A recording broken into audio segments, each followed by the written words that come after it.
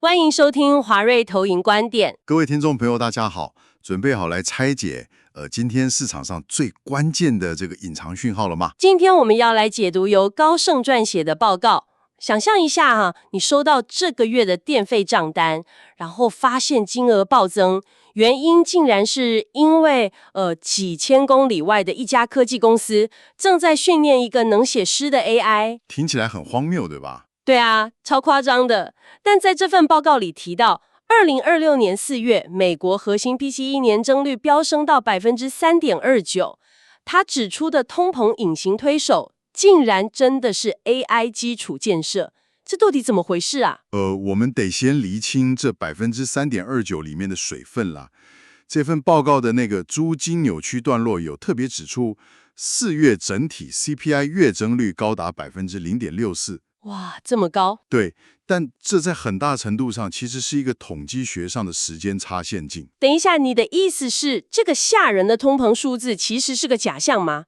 就像我突然在同一个月内收到2期信用卡账单，看总金额以为自己要破产了，但其实只是上个月忘了寄发。这种类比非常精确，这就是背后的运作机制。因为2025年底的时候，美国联邦政府不是短暂停摆吗？哦，对，那时候闹很大。就是那个时候，导致统计部门无法及时收集房租还有业主等价租金的数据。这些庞大的积压数据并没有消失，而是在半年后的4月被一次性全数计入了。原来如此。对啊，因为租金在 CPI 中占有极大权重嘛，这种双倍计入的现象就直接扭曲了当月的通膨图表。OK， 所以租金暴涨只是政府停摆造成的统计噪音，但如果扣除这个因素，通膨就完全没事了嘛？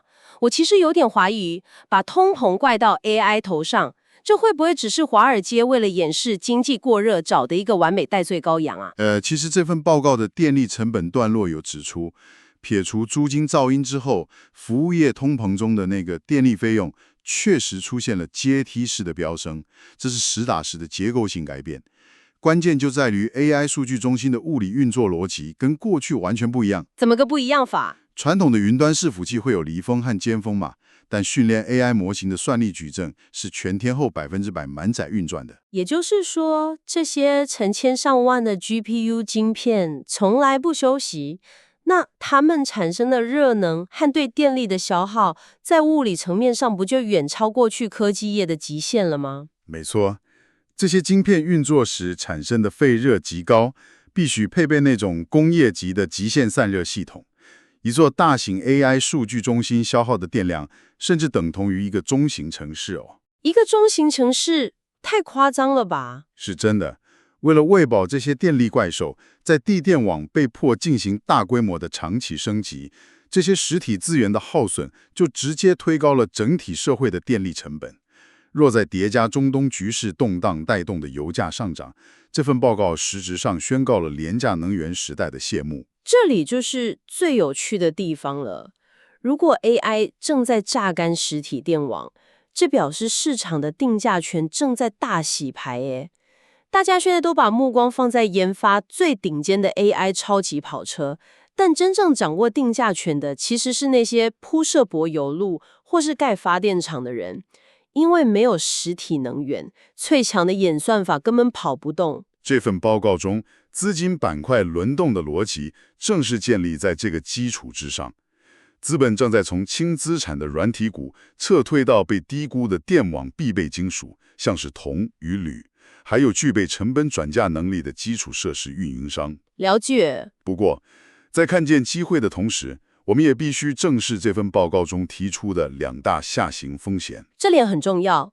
既然实体硬体和能源这么强势，有什么变数会反过来引发市场危机？第一条红线在于能源价格的临界点。如果 WTI 原油突破每桶120美元，配合刚才提到的 AI 刚性电力需求，通膨预期极有可能冲破 3.5% 的警戒线。那联准会肯定坐不住了。没错，一旦触及这个 3.5%，联准会将面临极大的重启升息压力。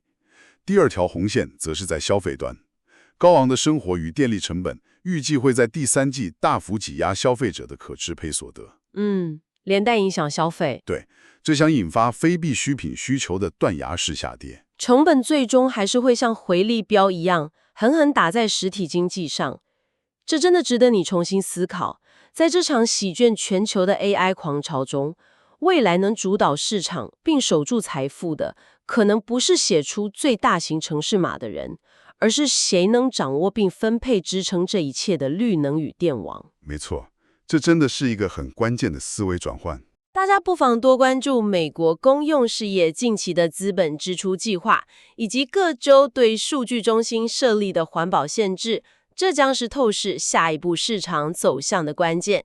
以上是今天的重点摘要。如果您喜欢我们的内容，欢迎追踪华瑞。若您对加入华瑞有兴趣，或是想要与我们进一步联络，欢迎随时与我们联络。警语：本报告提供的资讯仅供参考，并不构成任何投资建议或买卖操作的推荐。